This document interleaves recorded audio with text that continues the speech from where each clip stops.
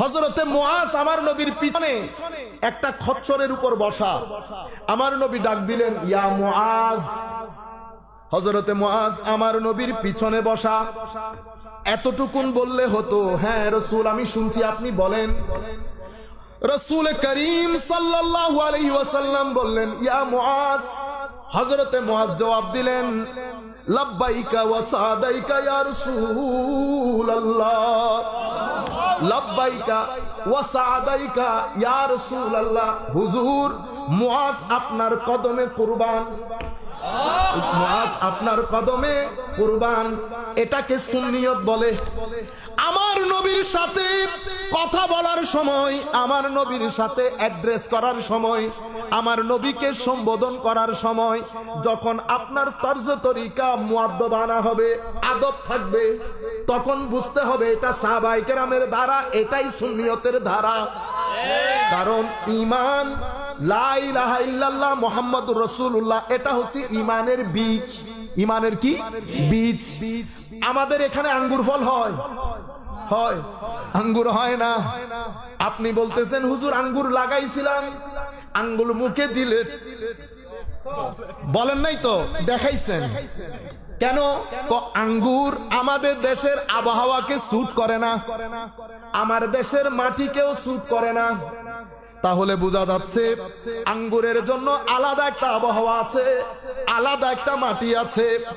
ও ভাই, আপনারা যদি জিজ্ঞেস করেন ঈমানের জন্য কোন মাটি দরকার, ঈমানের জন্য কোন আবহাওয়া দরকার, ঈমান, আপনি যদি ঈমানের বীজ বপন করতে যান, অবশ্যই ওই মাটি মহব্বতের মাটি হইতে হবে এবং আবহাওয়ার মধ্যে আদব থাকতে হবে। মহব্বতের মাটি ছাড়া ঈমানের বীজ উঠে না এবং আদবের আবহাওয়া ছাড়া ঈমানের গাছ বিস্তৃত হয় না। সাহাবায়ে কেরাম, আমার নবীর সাহাবায়ে কেরাম এই যে ডাক দিল না, কি বললো? লাব্বাইকা ওয়া সাদাইকা ইয়া রাসূলুল্লাহ। হুজুর, মুআজের জীবন আপনার কদমে কুরবান। আমার নবী ডাক দেন, হে আমার সাহাবায়ে কেরাম। তখন হজের সময়, আরাফার দিন। আমার নবী বলছেন, জানো আজকে কোন দিন? সমস্ত সাহাবায়ে কেরাম চুপ, লক্ষাধিক সাহাবায়ে কেরাম, কেউ কোনো জবাব দেয় নাই। অথচ সবাই জানে আজকে আরাফার দিন, আমরা আরাফার ময়দানে বসা। আরাফা তো আর আমেরিকায় না, আরাফা কি আমেরিকায়? তো সাহাবায়ে কেরাম সেটা জানতেন না। কোন সাহাবী, আমার নবী বারবার বলছে, ও আমার সাহাবায়ে কেরাম, আজকে কোন দিন তোমরা জানোনি? সমস্ত সাহাবায়ে কেরাম বলছেন, হায় হায়, আল্লাহু ওয়া রাসূলুহু আ'লামু। হুজুর, আপনি এবং আপনার রব সবচেয়ে ভালো জানেন। আজকের দিনের মৌলবী হলে আল্লাহ এবং রাসূল একসাথে এসেছে বলে শিরকের ফতোয়া দিয়ে দিত। কিন্তু এটা সাহাবায়ে কেরামের ঈমান। সাহাবায়ে কেরামকে তাওহীদের শিক্ষা আমার আল্লাহ দিয়েছেন, এটা ইলহামি শিক্ষা। সাহাবায়ে কেরাম বলছেন, এখানে আল্লাহ আল্লাহ রাসূল ভালো জানেন, এই কথা বলার কোনো দরকার ছিল না। কাউকে সমালোচনা করা, ছোট করা আমার উদ্দেশ্য না। আমি এই জিনিসটা আমাদের ঈমানের জগৎ থেকে হারিয়ে যাচ্ছে, আমি এটা আপনাদেরকে বুঝাতে চাচ্ছি। সমস্ত সাহাবায়ে কেরাম জানে, ওখানে শুধু ফারুক আজমের মতো সাহাবী, সিদ্দিক আকবরের মতো সাহাবী, হযরতে উসমানে গনির মতো সাহাবী, আসাদুল্লাহিল গালিব আলী ইবনে আবি তালিবের মতো সাহাবী, মুআজ ইবনে জবালের মতো সাহাবী, আবু মুসা আশআরীর মতো সাহাবী, যায়েদ বিন সাবিতের মতো সাহাবী, আব্দুল্লাহ ইবনে মাসউদের মতো সাহাবী, জলিলুল কদর সাহাবায়ে কেরাম মওজুদ। কেউ তো বলেন নাই হুজুর আজকে অমুক দিন, আজকে অমুক মাস। সবার এক কথা, আল্লাহু ওয়া রাসূলুহু আ'লাম, আল্লাহ এবং রাসূল সবচেয়ে ভালো জানেন। এটাকে সুন্নিয়ত বলে। এটা কি বলে? সুন্নিয়ত বলে। এটার মধ্যে দেখছেন কি অবস্থা? আপনারা বলেন আমরা বেশি বলি, আমি দেখাই আপনাদেরকে এখন। সম্মানিত উপস্থিতি, এর পরবর্তীতে ফারুক আজমকে আমার নবী সাল্লাল্লাহু আলাইহি ওয়াসাল্লাম একটা কথা বলেছেন। ফারুক আজম, কেউ কেউ আমার নবী আজকের জামানায় যেমন আমার নবী এটা জানে, আমার নবী ওইটা জানে না, আমার নবী গায়েব জানে, জানে না, অনেক কথা বলে। অনুরূপ ভাবে আমার নবীর জামানায় মুনাফিকরা বলাবলি করতে লাগলো উনি নাকি সবকিছু জানেন, অথচ উনার পিছনে আমরা এত কাজ করি, কই উনি তো বুঝতে পারেন না। এই কথা আমার নবীর কানে আসলে আমার নবীর ইলমে নবুয়তের সমুদ্রে উত্তাল তরঙ্গ সৃষ্টি হলো। আমার নবী মসজিদে নববীর মধ্যে ডাক দিয়ে বললেন, সালুনি আম্মা শিতুম, যার যা মন চাই আমাকে জিজ্ঞেস করো, আমি মসজিদে নববীর মিম্বরে বসে তোমাদের সকল প্রশ্নের উত্তর দেব। ওই riwayতের মধ্যে আসছে সাহাবায়ে কেরাম সেই দিন ফজরের নামাজ থেকে আসরের ওয়াক্ত পর্যন্ত, পৃথিবীর শুরু থেকে শেষ পর্যন্ত, জান্নাতীরা জান্নাতে, জাহান্নামীরা জাহান্নামে যাওয়া পর্যন্ত সমস্ত প্রশ্ন এক একজন করে দাঁড়িয়ে দাঁড়িয়ে জিজ্ঞেস করেছেন।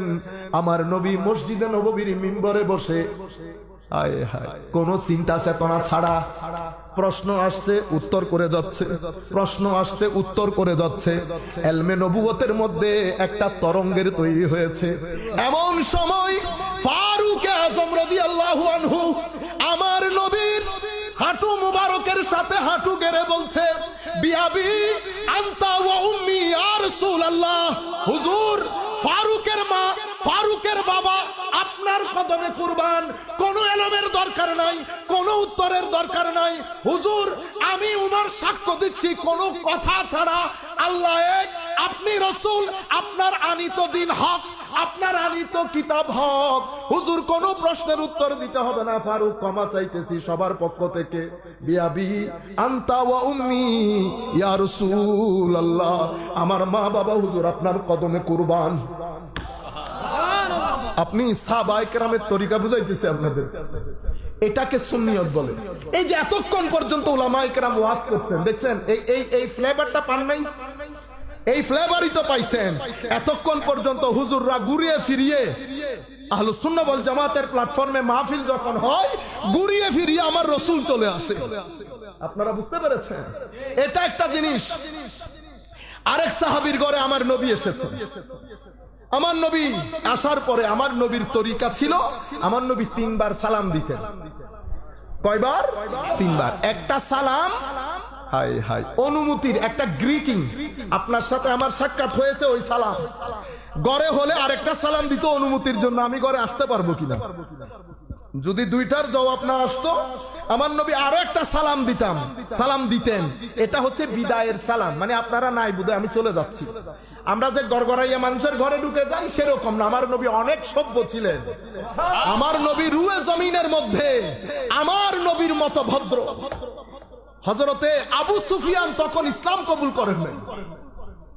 নাজ্জাশীর কাছে, নাজ্জাশী যখন আবু সুফিয়ান রাদিয়াল্লাহু আনহু একটা ঘরে গিয়ে বলতেছেন, আবু সুফিয়ান তুমি শুধু আমাকে এতটুকুন বলো, ওই ইসলামের প্রথম হিজরত যখন করেছে, আবু সুফিয়ান তুমি এতটুকুন বলো মুহাম্মদ সাল্লাল্লাহু আলাইহি ওয়াসাল্লাম এর চরিত্র কেমন। আবু সুফিয়ান নাজ্জাশীর হাত ধরে বলছে, নাজ্জাশী মুহাম্মদের সাথে আমাদের ইখতিলাফ, মত পার্থক্য, সেটা তো আমাদের পূর্ববর্তীদের ধর্মের 12টা বাজিয়ে দিয়েছে, এবং ধনী গরিবরা বিশেষ করে তার পেছনে আমাদের সমস্ত কিছু হুমকির সম্মুখীন। এটা আপন জায়গায়। যদি তুমি চরিত্রের ব্যাপারে জিজ্ঞেস করো তো আমি সাক্ষ্য দিচ্ছি আমি মুহাম্মদের মতো ব্যক্তি আমার 2 চোখে দেখি নাই কোনোদিন। আমার নবী চরিত্রের দিক থেকে এত আজিম ছিলেন, ভদ্রতার দিক থেকে এত আজিম ছিলেন, মিথ্যা বলতেন না কখনো, রাস্তার এক পাশ দিয়ে হাঁটতেন। আমার নবীকে কেউ কখনো সালাম দিতে পারেন নাই। আজকে আমরা সুইপার দেখলে বলি সুইপার, এটা রিকশাওয়ালা, এটা ট্যাক্সিওয়ালা, কত ভাগে ভাগ করেছি সমাজের মধ্যে। আমার নবী বলছে আমার উম্মত কখনো কারো পেশা দিয়ে সমাজকে ভাগ করবে না, আমার উম্মত মানুষকে মানুষ হিসেবে সম্মান করবে। সেই কারণে আমার নবী বলছেন, মাল্লাম ইয়ারহাম সাগীরানা ওয়া ইউওয়াক্কির কাবীরানা ফালাইসা মিন্না, আও কামা ক্বালা নবী সাল্লাল্লাহু আলাইহি ওয়াসাল্লাম। আমার নবী বলছে যারা ছোটদেরকে স্নেহ করে না, বড়দেরকে সম্মান করে না, তারা আমার উম্মত না। বড়দেরকে বলা হয়েছে যেই কোনো বড়।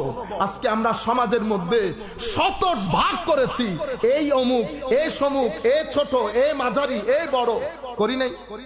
সেই কারণে আমাদের শান্তি আছে। যতই শান্তির ভান করেন আপনার ঘরের ভিতরে শান্তি থাকবে না যদি আপনার ঘরের ভিতরে আমার নবী এবং আমার আল্লাহ না থাকে। এটা আল্লাহর দেওয়া বিধান। হায়াতে তাইয়্যিবা কারো জিন্দেগিতে আসতেই পারে না। যদি সেই জিন্দেগির মধ্যে মান আমিলা সালেহান মিন যাকারিন আও উনসা ওয়া হুয়া মুমিন, মুমিন হতে হবে। মুমিন হতে হলে ইশকে রাসূল লাগবে, আদবে রাসূল